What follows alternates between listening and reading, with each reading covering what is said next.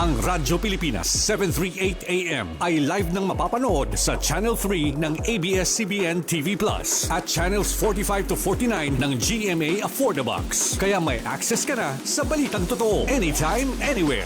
Sa radyo, sa social media at TV. Radyo Pilipinas 738 AM. Radyo Pilipinas is on Viber. Viber. One tap and swipe. Nandyan na lahat. Receive credible news and information. Pati mga trending topics at videos. Sure na meron dito niyan. Stay on track with Radyo Pilipinas on Viber. Pick up real news. Catch the latest and biggest stories. Search Radyo Pilipinas on Viber and hop in to our community. Paano nga ba mag-register para magkaroon ng schedule sa Bagong Pilipinas Presidential Action Center? Narito ang mga dapat gawin. Gamit ang iyong mobile device, pumunta sa eGovPH app. Pwede itong i-download mula sa Apple App Store o sa Google Play Store. Gumawa ng account. Ilagay ang email address, valid mobile number, pagkatapos ay makakatanggap ka ng one-time code sa iyong email. Gamitin ang code sa eGov app para sa verification ng iyong account at ng mga impormasyong ibinigay. Congratulations! Meron ka ng eGovPH app account. Pwede mo na ma-access ang iba't ibang serbisyo ng gobyerno kabilang ang mga serbisyo sa Bagong Pilipinas Presidential Action Center.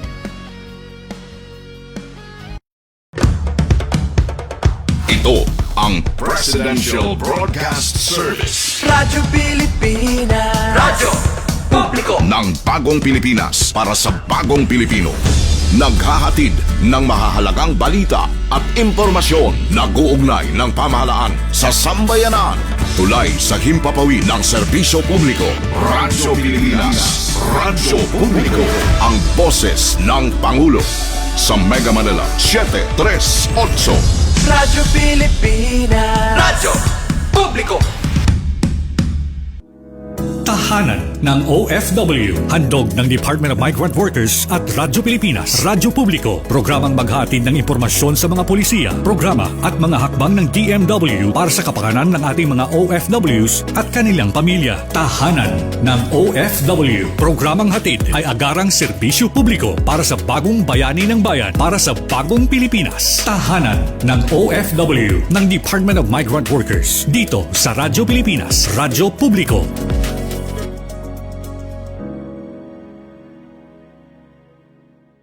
Magandang araw po sa inyong lahat, lalo't higit sa ating mga minamahal na mga OFWs at inyong mga pamilya. Mula po sa tahanan ng mga OFWs, ko po ang inyong lingkod, Secretary Hans Leo Kakdak, na nag-iimbita sa inyong lahat na sumubaybay sa ating bagong programa sa Radyo Pilipinas, ang Tahanan ng OFWs. Regular itong masusubaybayan tuwing Webes mula alas 3 hanggang alas 4 ng hapon sa Radyo Pilipinas, Radyo Publiko, sa DZRB 738 AM at maging sa Radyo Pilipinas World Service. Ang ating programa ay mapapanood din sa opisyal na Facebook page ng Radyo Pilipinas at ng Department of Migrant Workers. Sama-sama po nating pag-usapan ang mga kwento ng pagsusumikap ng ating mga bagong bayani at alamin ang mga programa at serbisyo na hatid ng DMW sa ating mga OFWs saan mang panig ng mundo. Bukas po ang tahanan ng OFW sa ating lahat.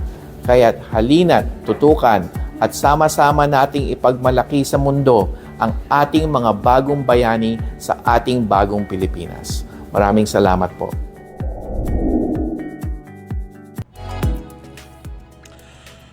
Narito naman muli ang tahanan ng OFW. Isang magandang hapon mga kabayan nating OFW sa mga panig ng mundo kayo naroon. Ngayon ay November 13, 2025 at patuloy natin ihatid ang mga balita, serbisyo at programang inilaan para sa ating mga bagong bayani. Ako po muli yung lingkod, Onin Miranda ng DMW Strategic Communications Service at muli sa aking partner ngayong araw, Jel. Yes, Onin, magandang umaga, tanghali, hapon at gabi sa ating mga tagapakinig, partikular na sa mga mahal nating OFW saan mang panig ng mundo. Sa ngalan po ng ating regular host na sobra pong busy sa mga pagkakataong ito. Daming trabaho. Correct, sa kanilang mga official tasks sa iba't ibang panig ng mundo actually, Onin. Sina Asik Kiko de Guzman, Asik Venny Legaspi. Mga kaibigan, ako po si Jel Miranda ng DMW Strategic Communications Service. At live po tayo napakikinggan sa Radyo Pilipinas at napapanood sa official Facebook page ng Department of Migrant Workers. Panoorin din po mamaya ang replay ng ating episode sa RP World Service. Kabayan, ika-43 episode na tayo ngayong hapon at abalang-abala pa rin po ang ating ahensya para sa pagpapalawig ng mga programa at serbisyo. Katuwang natin mga kaibigan sa pagpatupad niyan ay ang ating mga migrant workers offices. Isa sa mga layunin po ng ating ahensya ay ang patuloy na paglalapit ng serbisyo sa ating mga kababayan at masiguro ang kanilang kapakanan at proteksyon habang sila po ay nakikipagsapalaran para sa pangarap at pamilya sa ibayong dagat. At syempre mga kaibigan, hindi po natin o sa ating mga tagapakinig, hindi po yan makakaya ng iisa lamang kundi bayanihan yan at sama-sama sa ilalim ng whole of government approach. Ating binibigyan pugay at layuning suklian ang kabayanihan ng ating mga OFWs. Isa dyan syempre ang empowerment through final literacy. At kamakailan nga, Oni, nagsagawa ng pilot literacy sa mga pamilyong marino. Higit po sa 20 pamilya ang nakilahok sa pilot financial literacy program ng Department of Migrant Workers na naglalayong paigtingin ang pinansyal na kaalaman, seguridad at katatagan ng mga Pilipinong seafarer at ng kanilang pamilya. And speaking of seafarers, Onin, ating batiin po ang Associated Marine Officers and Seamen's Union of the Philippines o AMUSUP sa pagdiriwang po ng kanilang ika-65 anibersaryo. Ayan. Happy anniversary! Isang mainit na pagbati po sa AMUSUP sa kanilang 6 na dekada at 5 taon na tapat na paglilingkod, pagtatanggol at pagkalinga sa kapakanan ng ating mga marino. Ayan, mabuhay po kayo mga kaibigan at maraming salamat po sa patuloy niyong makikipag-ugnayan sa Department of Migrant Workers para sa kapakanan ng mga seafarer at ng kanilang pamilya. Hindi lang yan mga kaibigan, marami pa rin mga inisyatibong ahensya. Pero bago yan mga kaibigan, narito muna ang ilang mahalagang balita mula sa tahanan. Balita mula sa tahanan. Magandang hapon. Narito ang mga balita mula sa DMW nitong nakalipas na linggo. Kalinga at malasakit sa mga OFW ipinaramdam sa Hong Kong. Dama ng ating mga kababayang OFW sa Hong Kong ang kalinga at malasakit ng pamahalaan sa matagumpay na pagsasagawa ng Alagang OWA, Serbisyong May Puso, OFW Wellness and Membership Caravan nitong nakalipas na November 8 to 9. Pinangunahan ni Migrant Workers Secretary Hans Leo J. Kakdak ang pamamahagi ng pinansyal na tulong sa 19 na distress OFWs upang maibsan ang bigat ng kanilang pinagdaraanan. Kasama ng kalihim sa naturang aktibidad, sina Consul General Romulo Victor Israel Jr., OWA Administrator P.Y. Kaunan at sina Congressman Brian Revilla at Congresswoman Johan Bautista. Sa kanyang mensahe, binigyang diin ni Secretary Kakdak ang 4 na pangunahing programa ng DMW, ang red carpet, hindi red tape, na nangangahulugan ng mabilis na proseso para sa mga OFW, ang OFW Travel Pass bilang kapalit ng OEC, upskilling programs para sa patuloy na pag-unlad ng kanilang kakayahan at reintegration programs para sa maayos na pagbabalik sa bansa. Pinuri rin ng kalihim si Hong Kong Labor Secretary Chris Y.H. Sun sa pag-aproba sa 2.2% na dagdag sa minimum allowable wage ng foreign domestic workers mula sa $4,990 patungong $5,100 kada buwan. Nakipagpulong rin ang kalihim sa mga leader ng Progressive Labor Union of Domestic Workers at sa halos 60 kinatawan ng Filipino community sa Labor Migration and Management Plan Consultation Workshop. Balita mula sa tahanan. OFW Caravan sa Abu Dhabi, tagumpay. Tagumpay din ang isinagawang bagong bayani ng mundo, OFW Serbisyo Caravan sa Abu Dhabi, United Arab Emirates noong November 8 to 9 kung saan umabot sa 6,059 na government transactions ang naihatid sa 1,230 OFWs. Iniulat ni Undersecretary Jainal T. Rasul Jr. kay DMW Secretary Hans Layukakdak ang mataas na bilang ng mga serbisyong naiproseso kabilang ang contract verification, welfare consultation, document processing at membership applications. Pinuri rin ni Yusik Razul ang Migrant Workers Office at OWA Abu Dhabi sa maayos na pagpapatupad sa caravan, gayon din ng mga volunteers mula sa Filipino community.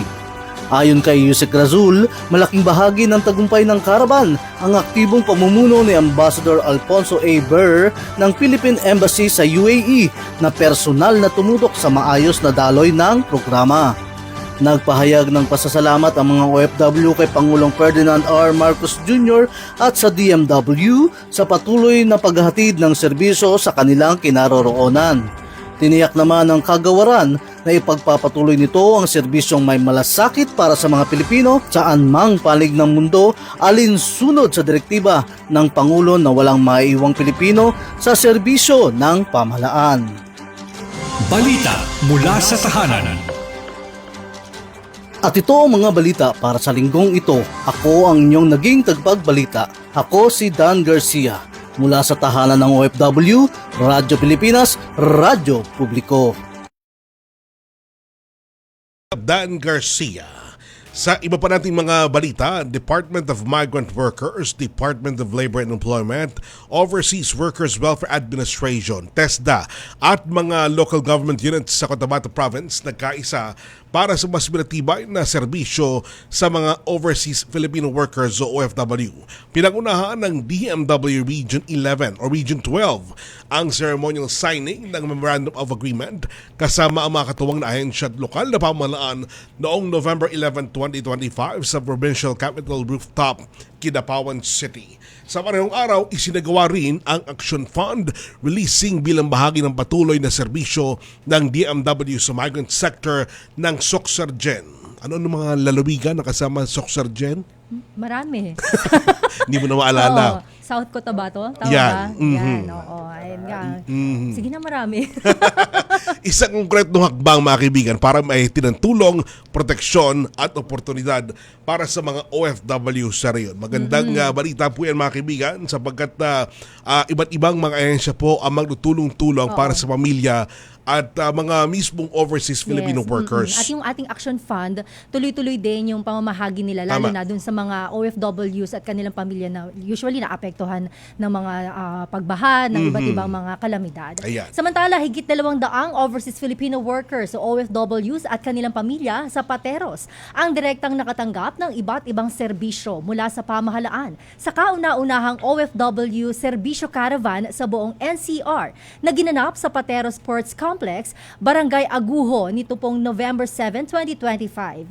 Layunin ng DMW na tiyakin ang tuloy-tuloy na proteksyon, reintegration, oportunidad sa trabaho at suporta para sa mga kababayan sa pamamagitan ng programang ito. Nagtulungan sa caravan ang iba't ibang ahensya ng pamahalaan, kabilang na ang OWA, TESDA, SSS, PhilHealth, Pag-ibig Fund, Land Bank, Public Employment Service Office o PESO ng Pateros, OFW Hospital at mga pribadong recruitment agencies. Binigyang diin ni na DMW Undersecretary Bernard P. Olalia at Regional Director Attorney Falcone Milyar ang direktiba ni Pangulong Ferdinand R. Marcos Jr. na tiyaking abot kamay ng bawat OFW at kanilang pamilya ang kinakailangang suporta ng pamahalaan. Ayan, ang pagbati po natin sa 200 overseas Filipino workers kasama po ang kanilang pamilya dyan po sa bahagi ng Pateros na nakatanggap po ng iba't ibang serbisyo mula po sa pamahalaan. At lahat po yan mga kaibigan, ipinagkakaloob po ng Department of Migrant Workers. Tama ba, Jel? Yes, oo. Para itong one-stop hub talaga. Tama. Na ang lahat ng mga serbisyo pwedeng makuha. Imagine in one day, nandun na yung pwede mong kailangan sa Pag-ibig, PhilHealth, SSS, and other services pa ng DMW. Alright. Ito mga bahaging to ang ating pupuntahan na? Yes, oo. Okay. Bago natin tawagin ang ating special guest, narito at panoorin muna natin ang isa sa mga OFW clients sa nangyaring caravan sa Pateros. Hello, good morning po. Ako po si Irene Natividad, 44 years old. Bali, nagpaano ako sa PhilHealth nagpa-register ako sa kanila. Bali, okay naman yung naging servisyo, tapos mabilis. Na ano naman nila yung mga tanong ko, nasagot naman nila ng maayos. Ito na yung bagong ID, binigay nila sa akin. Yung OFW Hospital. Kinekap nila yung yung diabetes ko, yung sa high blood. Salamat po sa DMW na partnership nila, na ibigay nila yung mga pangangailangan din namin. Mga tanong, mga nasagot naman nila. Sana maulit-ulit. Mabigyan ulit ng pagkakataon na makabigyan ulit nila ng servisyo dito sa Pateros. Yun. Ang ganda na sinabi ni ma'am, di ba? Para kasing sabi niya, ang hirap talaga kumuha ng ID. Tama. Oo. Pero doon, andun na yung mga kailangan niyang proseso, mas mabilis. And then, yung benefits talaga for the OFWs, ibinibigay ng DMW. Tama ka. Samantala, kasamang Onin, tungo naman tayo sa naganap na bagong bayani ng mundo OFW Serbisyo Caravan, kung saan nakapanayan po dyan ni Danilo Garcia. Shout out sa'yo, partner. Sir Dan, mukhang busy ka pa. Pero I think nakauwi na siya ng Pilipinas. Yes. At may naasikaso lang. Ang ilan po sa mga OFWs na naging benepisyaryo ng ating programa. Narito at panoorin po natin. Hello po, good afternoon sa ating lahat.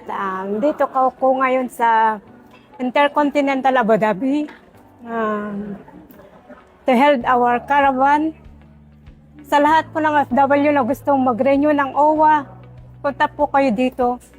We are very satisfying. They are ini-encourage kayo lahat na pumunta dito para lahat ng documents nyo, SS, Pag-ibig, PhilHealth, yung OWA nyo, e-card. So, pumunta kayo dito kung may mga oras kayo o mag-register kayo sa caravan natin. Kasi ito na yung pagkakataon natin na pumunta dito. Lalo na yung kagaya kong FW, walang oras na mag-book ng appointment. So, maraming salamat sa OWA, sa ating mahal na Pangulo, maraming salamat po. Ako po si Lorna Busca, nagtatrabaho dito sa Abu Dhabi as OFW within 12 years in Abu Dhabi. Thank you po. Alright, maraming salamat po Miss Lorna Busca. Naiiyak pa si Miss Lorna, no? Iniisip niya kasi yung mga iba't ibang ahensya ng gobyerno na lumalapit at natutulungan siya sa mabilis na paraan. Di ba? Sabi nga niya, ang hirap kasi talaga kumuha ng appointment. Yes. Lalo't yung kanilang trabaho, imagine tuloy-tuloy. Minsan ng OFW parang walang holiday di ba? Walang day off. May day off actually naman. Pero, syempre yung mga ganung pagkakataon, inilalaanan nila para sa kanilang sarili. Di ba? So, ang dami pong ginagawa ng DMW na caravan, hindi lamang po dito sa ating bansa, kundi sa mga iba yung dagat at andyan po yung ating mga katuwang sa DMW para magbigay po ng serbisyo sa ating mga OFW. Ayan, tama-tama. At marami na tayong mga overseas Filipino workers po ngayon ang mabilis na nabibigyan ng tulong. Kasi alam mo dati, nung unang panahon, panahon pa ng hapon.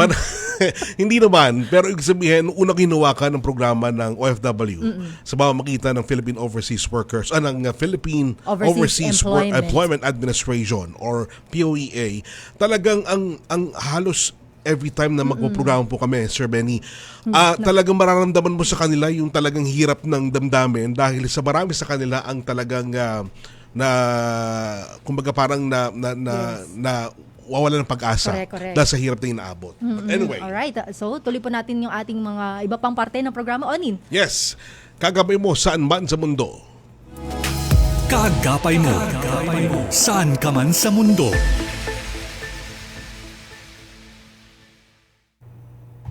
Mukhang ready na ngayong hapon ang guest natin para sa ating kagapay saan man panig ng mundo.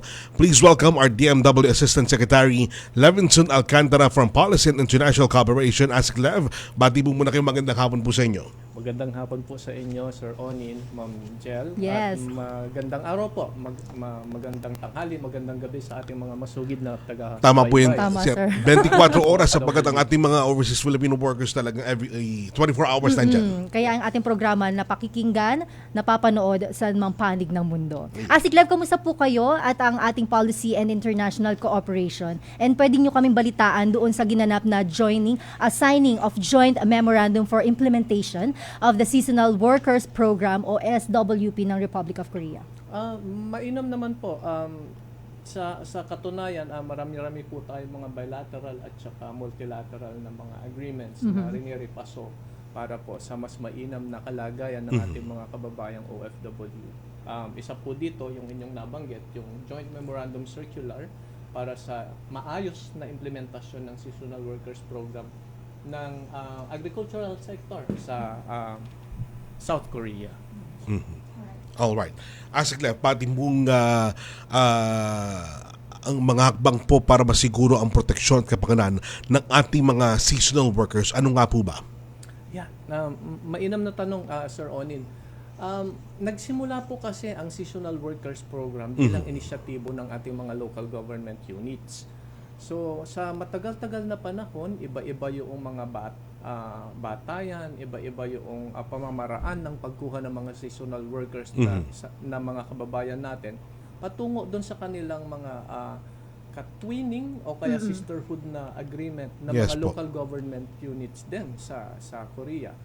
Kung kaya, mentras dumarami po yung ating mga kababayan na nadi-deploy under the Seasonal Workers Program, dumarami din po yung mga concerns. Iba-iba yung kontrata, hindi maayos ang kalagayan ng ating mga kababayan. Kung kaya na napag-isipan ng ating pamahalaan under the direction of President Ferdinand Marcos na isaayos, gawing pantay-pantay ang implementasyon, pagsamasamahin ang mga kaukulang ahensya ng gobyerno para maisaayos yung ating pagde-deploy, pagmo-monitor at paghahatid ng serbisyo sa mga seasonal workers program bilang fully documented ng mga overseas Filipino workers. So paano po yung implementation nitong joint memorandum agreement sa pagitan ng Pilipinas at ng Republic of Korea para sa seasonal workers? Paano po at ano yung pinakalaman nitong memorandum na to? Sige, magdaragdag po muna ako ng ibang impormasyon. sa ngayon, local government unit to local government unit po ang nag-uusap. Okay. Sa ngayon, meron pong 5 probinsya at saka 72 na mga cities at municipalities na may local government unit to local government unit na agreement. 77 LGUs in total. Okay. Mula 2024 po, mga 17,000 na yung na-deploy na mga seasonal workers program natin. So under the Joint Memorandum Circular, magkakaroon tayo ng uniform na pagre-repaso ng mga kontrata. Pagre-reporting sa kalagayan ng ating mga OFWs, maayos na online system ng pagsusumite ng mga local government units ng Korea sa Department of Migrant Workers, at maayos din na pagbibigay ng pre-departure orientation seminar sa ating mga kalahok na mga seasonal workers program. So ito po yung mga aasahan na pagbabago doon sa kanya-kanya na dating pagde-deploy ng mga local government units natin. So mas sa madali mga na. seasonal workers. So yung 77 LGUs na yun, madadagdagan pa? May future ano na ba tayo? Nagkaroon po tayo ng sinyales na marami pa ang nagkakaroon ng interest, subalit sa ngayon po, mas inaayos muna natin yung sistema ng pagpapadala, pag-monitor at paghahatid ng serbisyo, especially yung insurance at social protection ng ating mga seasonal workers. Opo. Sa gayong paraan din po, kapag maayos yung dala at pagpauwi ng ating mga kababayan na nasa seasonal workers program, maisasaayos na rin natin kung ano yung mga skills at kung ano po yung mga kakayahan na maaaring iuwi sa atin ng ating mga kababayan at masuportahan din po yung agricultural sector naman dito sa ating mahal natin na bayan. Ayun, tama-tama po sapagkat mukhang isa po ang agricultural sector sa pinakamaraming pangailangan po ang South Korea. Tama po ba yan? Tama po yan. Pero yung 77 na mga local government units, lahat po ba yun sa ating bansa? At ano-ano mga reyon po ito kabilang? Yeah, karamihan po ay nasa Luzon, subalit meron din po sa Visayas at sa Mindanao ng mga local government units. At bawat isang LGU po dito, meron silang distinct o iisa na ka-sisterhood o ka-twinning agreement doon sa Korea. Kaya iba-iba din po yung produkto nila. Kunyari, cabbage, o kaya ay prutas, o kaya ay ibang klase pa ng mga gulay, o kaya semi-processed na mga food products mula sa agriculture. Kaya mayroon pong 5 hanggang 8 buwan na pinapayagang makilahok yung ating mga seasonal workers participants At pagkatapos po noon ay uuwi sila sa Yun, atin. oo. Pagkatapos uli ay babalik sila doon sa tamang Period. simula ng agricultural cycle. So, iba-iba po yung cycle, depende po doon sa agricultural product na pinuproduce ng ating mga kababayan. Yun, oo. Kasi gusto ko rin din malaman para sa kaalaman ng lahat, yung seasonal workers na binabanggit natin. So, mayroong period of time yung kanilang kontrata. Opo. Meron pong definite na contract period. Meron din pong definite na pag-uwi. At kung sila po ay maayos na nakapagtrabaho at maayos din po yung kanilang record, maaari po silang bumalik sa kahilingan po din ng kanilang mga employer. Kaya kailangan mabuti po yung ating layunin, mga overseas Filipino workers, para may pagkakataon pa tayong bumalik kung sakasakali man na mag-off-season na, kumbaga. Tama. Sir, ano po ba ang mga kasalukuyang inisyatiba, programa at bilateral partnerships ng Policy and International Cooperation Office na nakatulong po o nakatutulong sa mga OFW, hindi lamang po ng mga seasonal workers? Sige, doon po sa seasonal workers ay kagaya po ng ating naturan. Sa agriculture lamang po ito. Okay. Subalit marami pa rin po tayong ibang mga bilateral labor cooperation partners sa iba't bahagi ng mundo na nangangailangan naman ng ibang klase pa ng mga skilled o kaya professional na mga OFWs. Sa ngayon po, meron tayong mga bilateral partners na lumalapit sa atin upang tulungan sila sa kanilang health sector o kaya ay sa hospitality and tourism industry.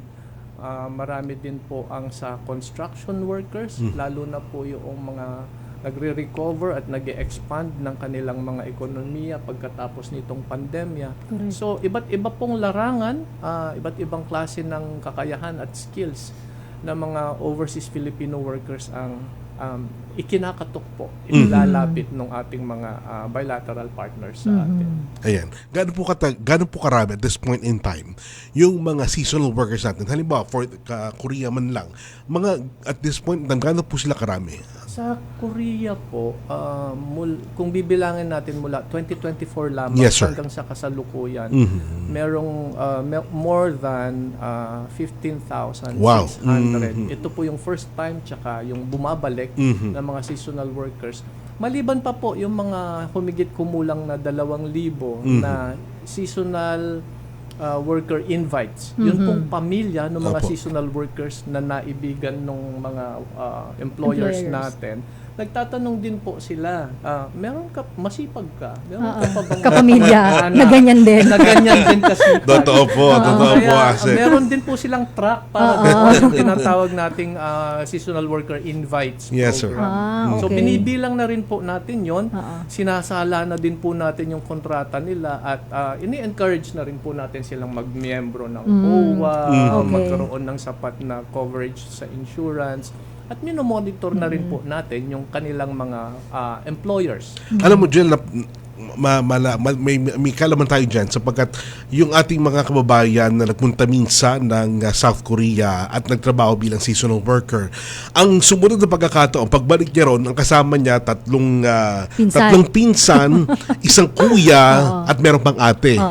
Talagang kumpleto na talaga sila. So open sila for that. Pero yung benefits nung ating seasonal worker, iba para sa kanila. Equal din po. Ituturing din natin silang overseas Filipino workers. Kaya nga po kagaya ng nasabi ko kanina, lumawak din yung populasyon ng ating mga kababayan doon sa programa. Minabuti nga dito sa sideline ng APEC na meeting kung saan dinaluhan ng ating Pangulo yung meeting, ay inutusan din niya si Secretary Hans Leo J. Kakdak na dalawin, bisitahin, kumustahin yung ating mga seasonal workers na nasa Korea. Sa kabutihang palad, sa dinami-dami po ng ating mga manggagawa sa Korea, napaka-konti po noong mga naitatala na mga suliranin ng ating mga kababayan. At yun naman po yung ating mga gusto. Yes, correct. Tama po. Mapangalagaan sila, makumusta palagi, at masubaybayan kahit nandoon sila or habang nandirito sila at nagsaserve doon sa ating local na economy. So Asek, ano ba yung mga future plans pa ng PIC and baka meron kayong mga upcoming projects? Dito po sa policy and international cooperation, maliban po dito sa SWP sa Korea at saka yung pa pong ibang mga bilateral partners natin na lalagdaan yung mga deployment arrangements, atin din pong pinaghahandaan yung pagiging chair natin sa ASEAN sa Nice. susunod na taon. Kilala po ang Pilipinas at focal point po dito ang Department of Migrant Workers doon sa pagbabalangkas ng mga regional framework na policies para sa pangangalaga ng migrant workers. Apo. No, dati po nag-share tayo, meron tayong Cebu Declaration at nagkaroon tayo most recently nung ASEAN Consensus for the Protection of Migrant Workers. Itinataya din po at minamanmanan tayo ng ating mga kapatid at kaibigan sa ASEAN Neighborhood na sa ating chairship sa 2026 ay mayroon din po tayong mailulunsad na regional framework para sa mas maigting na pangangalaga sa ating mga OFWs na kababayan and our ASEAN brethren, para yun pong kanilang paglalakbay bilang mga manggagawa ay mas maproteksyonan hindi lamang po sa Pilipinas kundi sa malawakang kapitbahayan natin sa ASEAN. Ayan. Maraming salamat po, Asek Lev. Baka meron pa kayong huling paalala, mga naisabihin para sa ating mga kaubayan, OFWs. Sa atin pong mga katahanan, ang inyo pong Department of Migrant Workers sa iba't ibang serbisyong ating ginagawa, mayroon pong frontline services, diretso yung makakausap ang ating mga kawani. Mayroon din pong umaagapay sa inyo doon sa larangan ng polisiya. Yun pong ating mga inilulunsad na mga alituntunin.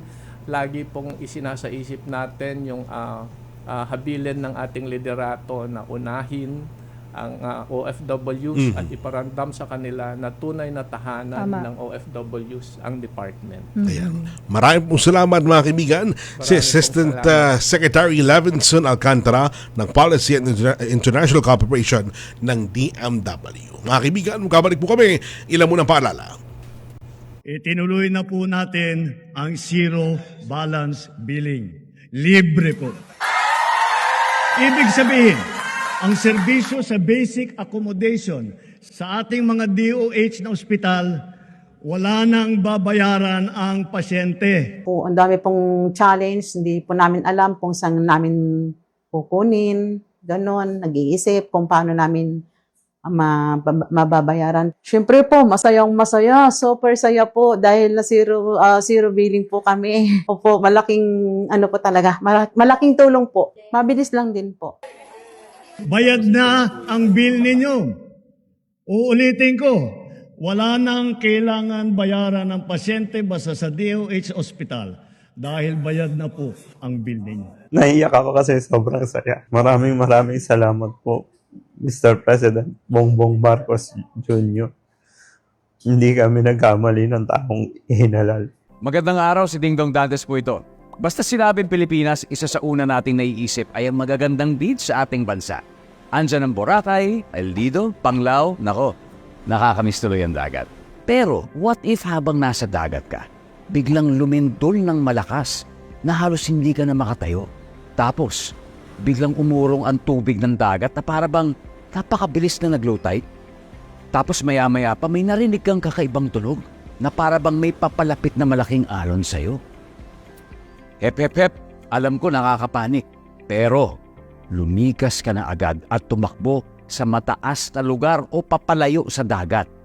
Dahil, kapag naranasan mo ang mga senyales na ito, ibig sabihin, may paparating na tsunami sa lugar nyo. #Panatag ang may alam.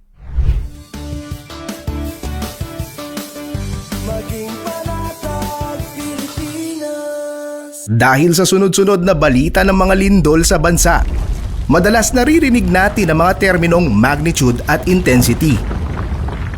Pero ano nga bang pagkakaiba ng dalawa? Ang magnitude ay ang sukat ng enerhiya ng lindol. Sinusukat ito gamit ang mga instrumentong seismograph. Samantala, ang intensity naman ay ang sukatan ng epekto ng lindol. Kung gaano kalakas ang naranasang pagyanig at pinsalang dulot nito sa mga tao at istruktura. Magkaibang datos, pero parehong mahalaga. Katuwang ang Radyo Pilipinas, dapat alerto publiko.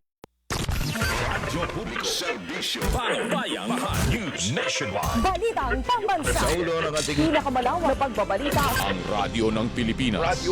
Balitang mahalaga sa bawat mamamayan. Ang radyo ng publiko. Nag-uugnay ng pamahalaan sa sambayanan. Ay inyo ring mapapakinggan sa 104.3 FM band. Magkaisa, magtulungan para sa pag-unlad ng ating bansa. Radyo Pilipinas, Radyo Publiko sa 104.3 The Capital. Ang ating mga programa at serbisyo para sa mamamayang Pilipino. Ibabahagi natin mula alas 6 ng umaga hanggang alas 12:30 ng tanghali. Monday to Friday sa 104.3 FM band. Radyo Pilipinas, Radyo Publiko, and The Capital. Ang boses ng Pangulo. Sabay na maghahatid ng serbisyo sa mamamayang Pilipino in the new era of collaboration. Balita mula sa iba't ibang bahagi ng bansa. Radyo Pilipinas, Radyo Publiko sa 104.3 The Capital. Tahanan ng OFW ng Department of Migrant Workers dito sa Radyo Pilipinas, Radyo Publiko. Po tayo sa ating programa, Tahanan ng OFW para sa kalinga at aksyon para sa mga bagong bayani. Para sa kalinga at aksyon, narito at makakapanayan po naman natin ngayong hapon ang isang OFW na si Sir Jason De Pedro Ingat. Mr. Jason, kamusta po kayo? Magandang hapon po sa inyo. Mabuti naman po. Ayan. Oo. Sir Jason De Pedro, sa Ingat. saan pong probinsyang Ingat? Bangaklan po. Aklan. Aklan. Oo. Andy Pedro po, taga Batan, Aklan. Talagang tubong Aklan siya kasi ang nanay mo Aklan At tatay. din. Ikaw din ay tatay mo ay Aklan din. Opo, doon din po kami pinanganak. Oo, ang ganda ng pangalan ng apelyido niyo, sir. Oo nga, sir. Ingat. Ingat na ingat. Oo, tama. Ingat na ingat. Dahil sa kayo dating OFW, tagi-iningatan niyo po ang mga bagay na naipupundar po ninyo. Tama. Gaya ng mga nasa harapan natin ngayon. Maraming mga produkto po kayo na i-produce at nagawa. Oo. Kwentuhan mo muna kami, Kuya Jason. Paano ka naging OFW at kailan? Naging OFW po ako noong year 2013. Sa tulong naman po ng aking kaibigan na kapitbahay din na naging manager sa isang tour company, Happy Long Company. Happy Long Company. Oo. Saan pong kumpanya yan? Sa kayo nag-apply noon? Palau po. Palau. Bansang Palau. Anong taon yun, sir? 2013 hanggang 2017. Ang trabaho ko po ron na tour guide assistant, swimming and snorkeling. Wow. Okay. Uksay. Oo. Swimming and snorkeling. Yes. Kwentuhan mo kami paano yung naging buhay mo sa Palau. So, ang naging buhay namin sa Palau, masaya. Dahil araw-araw, iba-ibang customer. Pero nakaranas din po tayo ng, siyempre, yung malagay sa alanganin yung buhay natin, lalo-lalo na nasa dagat. Katulad, halimbawa, 2015, mayroon po akong, sabi po sa akin isang tour guide ko, experience po ito. Mayroon po, sabi po ng tour guide ko, Jason, stay ka lang sa bangka, tingnan mo mabuti, yung mata mo, paikutin mo para sa mga customer. So, sabi ko, yes. Then, after 1 hour, mayroon po isang ibang company na tour company din na customer na nagpahinga rin sa speedboat. Oo. Alam mo po, humawak po siya sa propeller. So hindi po siya makita ng operator kasi napakalaki ng propeller, 250. So pagtingin ng operator, walang tao. Pag andar, wakwak po yung ano niya. Yung life jacket yung tiyan. So nung nakita ko po namumula na yung dagat, kasi nagpapakain po kami ng mga pating Tapos ngayon po, ang ginawa ko, nag-dumive na po ako, paglutan ko sa kanya na, tinihaya ko na po, hila ko na po siya hanggang pangpang. So ganun po pala, pag nag-ano tayo, magbubis, itong magliligtas ka ng buhay. Ng tao, hindi mo po isipin kung delikado nangyayari sa'yo. Basta ang isip mo, may sasalba mo lang siya. Pero yung ba yung Pilipino rin o ibang nasyon? Chinese. Buti hindi kayo, sabihin nung nangyari yon ay patuloy po kayo sa pag-abroad. Hindi nyo kagad naisip umuwi. Hindi, doon pa rin po ako. Doon pa rin po kayo. Pero bakit nyo piniling mang ibang bansa at magtrabaho doon? Siyempre po, mga opportunity. Pero 4 years? So, sa 4 na taon na po yun, so araw-araw kami basa. Kasi swimming dagat. Snorkeling nga po. Dagat. Pero laking dagat ka na talaga. Hindi po. Hindi naman. Oo. Laking ano po ako, farming. Farming. Pero natuto Iba kayo talaga, ng diving at snorkeling. Oo. Anyway, sir, may pamilya na ba kayo? Wala po, binata pa. Hanggang Binata ngayon, pa si binata Kuya. pa kayo. Nako. O, sa mga overseas Filipino workers dyan na mga Single pa. Single, ayan. Bahala na po Oo. si Jason sa inyo. Correct. Oo. Iingatan po kayo ni Kuya Jason. Okay, so ano yung pag-usapan natin itong mga produkto na nasa harapan natin, sir? Pwede ikaw na magpakilala. Ano ba itong mga bags na nandito? Ikaw mismo gumawa? Opo. Ito po yung nung pagkagaling ko po ng abroad, so wala na po akong trabahong ma-applyan. So, una ko inalam ko yung mga livelihood program po ng local ng LGU. So, marami po tinignan ko anong nararapat sa akin. So, meron pong farming, barber or dressmaking. So, ang napili ko po itong pagdika ng bayong bag. Oo. Ang ganda nito at saka talagang masinsin. Gaano katagal mong gawin? Halimbawa, itong product na ito. Ito po ay para saan? Ano ba to? Yan po, tumbler holder po yan. Okay, Tumbler holder. Siguro yung mga Ganyan. 30 minutes lang po yan. 30 minutes, tapos 30 nyo na. minutes, tapos mo na. Hindi ba masakit sa kamay? Kasi yung raw material niya, para ang tawag sa ganito, straw ba to? Straw to, no? Plastic strap. Oo. Okay. So, magkano ito, Kuya Jason? So, binibenta ko po yung 150. 150. Pero yan po, hindi po yan matalim. Hindi po yan kagaya nung para sa bagay na matalim. Ito po simple lang. Kahit na anong pong mangyari yan. 3 years pa akong gumagawa, wala po sugat yan. Oh, okay. O, diba? Mausap Masarap ang pyesa. ka-holding hands to. O, diba? Yan yung sample ng kanila. Okay, so bagay. Ay, malambot nga, Oni, no? Malambot. So, yung ganito, 150 pesos. Ito po mga bags Yan po, ninyo, 300. magkano? 300. Ganito ko 200. Pag may tawad. Tawad agad. Patawad, kuya. Natural po sa customer na tumatawad. Opo. Pero, kumbaga... Lalo ngayong holiday season, ha? Ganda nitong pangregalo. Tama ka. O yan, Joy Matet. Kuha na kayo dito. Ayan, oo nga. Actually, Joy, Mate. last week, nakapag-deliver po ako sa UARM ng 10 brown na bag. At tapos isang 7 mini bag para sa panregalo raw po nila sa kasal. Oo. So pang-export pa pala. Pang-export pa. Nice. Paano nyo na, sabihin, madali lang matutunan niyang mga bagay na yan?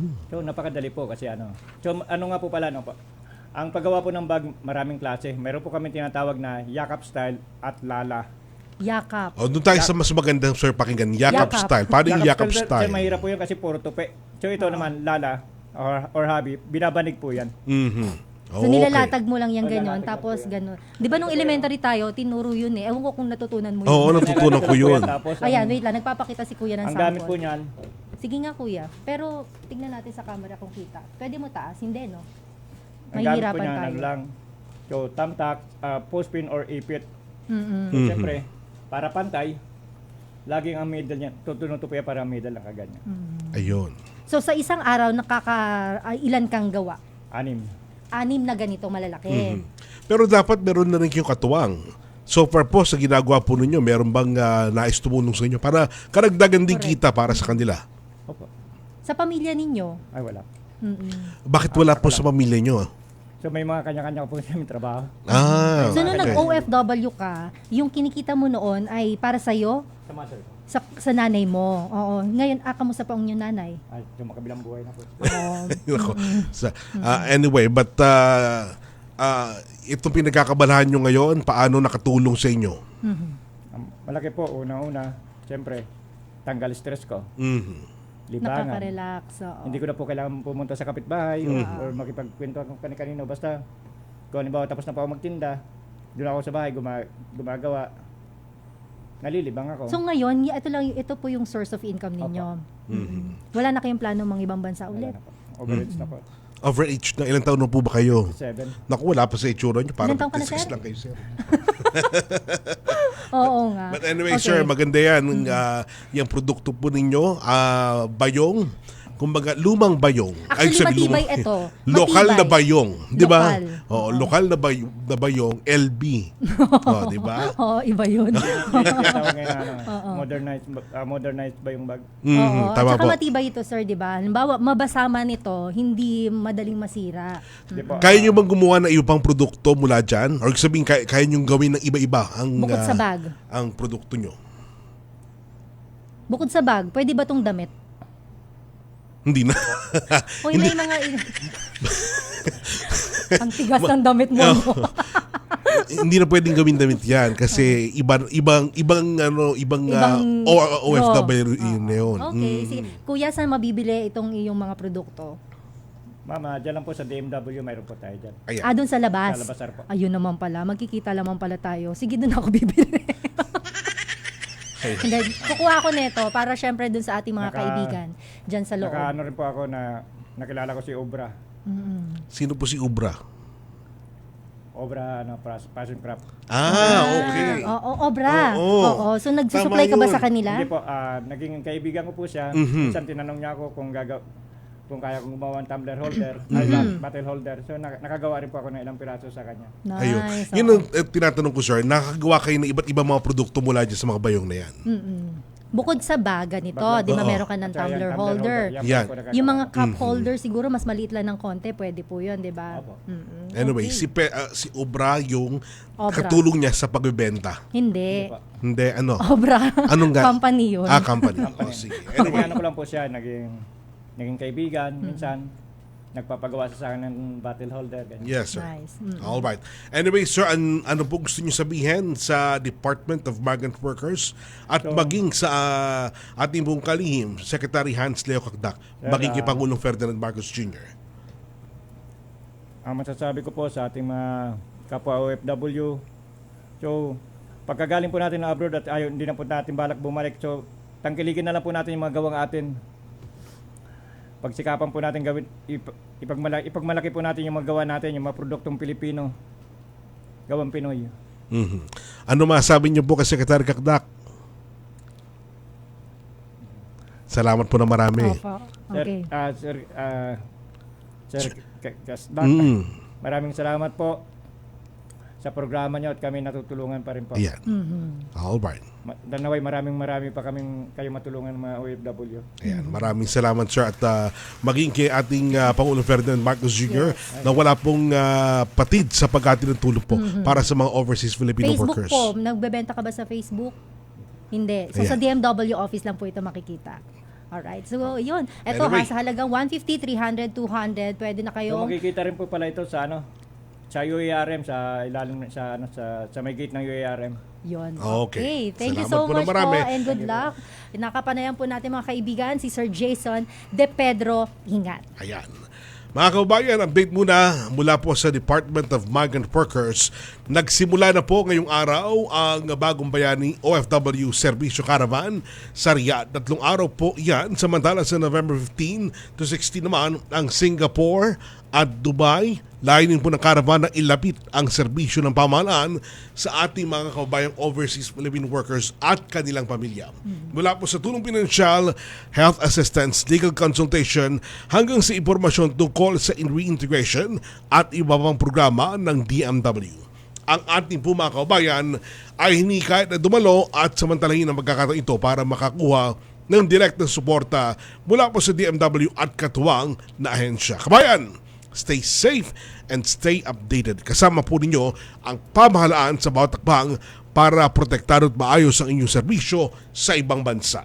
Samantala, itinampok ng Migrant Workers Office o MWO Qatar ang AI Tamayuz Manpower bilang kauna-unahang Qatar Recruitment Agency na sumunod sa itinakdang minimum monthly salary na $500 o 1,825 Qatar para sa mga Filipino domestic worker, alinsunod sa Memorandum Circular Number 03 Series of 2025 ng Department of Migrant Workers. Ipinagkaloob ni Labor Attaché Attorney Edward C. Ferrer ang Certificate of Recognition sa nasabing agency bilang pagkilala sa maagap nilang pagsunod at sa pagpapakita ng malasakit sa kapakanan ng mga manggagawang Pilipino. Ayon sa MWO, makatatanggap ng karagdagang benepisyo at incentives ang mga employer at agency na susunod sa bagong salary standard. Kabilang na po ang mas mabilis na accreditation processing, access sa DMW Skilled Labor Pool at konsultasyon tungkol sa labor standards. Ang hakbang na ito ay bahagi ng direktiba ni Pangulong Ferdinand R. Marcos Jr. na tiyaking makatwiran at karapat-dapat ang sahod ng Filipino domestic workers abroad. Ayan. Para po mga kaibigan, sa mga mahalagang anunsyo, komento, iba pa, paghingi ng serbisyo, maaari niyo po makontak ang DMW sa mga opisyal na website, email address, social media channels at hotline numbers na makikita nyo sa screen. Amin po binahalagahan ang inyong mga feedbacks para higit kayo mapaglingkuran. Aming inihatid ang programang tahanan ng OFW via Radio Pilipinas, Radio Publiko. Ako po muli ang inyong lingkod, Jel Miranda. Ingat po kayo mga kabayan, saan man kayong panig ng mundo. At syempre, shoutout, wait lang, Onin ha. Shoutout syempre sa mga masisipag nating DMW officials, si Kiko, at syempre sa mga kasamahan din natin dyan sa DMW Strategic and Communication Service. Kasama natin ngayong araw na ito, sina Sir Mel, si Ana, at si AV. Ayan. At syempre sa Radio Pilipinas, nandiyan si Matet, si Joy, at saka si Kuyang Tech Director. Shoutout sa'yo. Alright, ako naman pong muli ang inyong lingkod, Onin Miranda. Muli niyo po kami samahan sa susunod sa Webes sa parehong oras. Abangan ang susunod na episode na may makabuluhang talakayan para sa ating mga bagong bayaning OFWs. Kita-kita tayo muli dito lamang sa nag-iisang paborito niyong programa, ang Tahanan ng OFW. Para sa bagong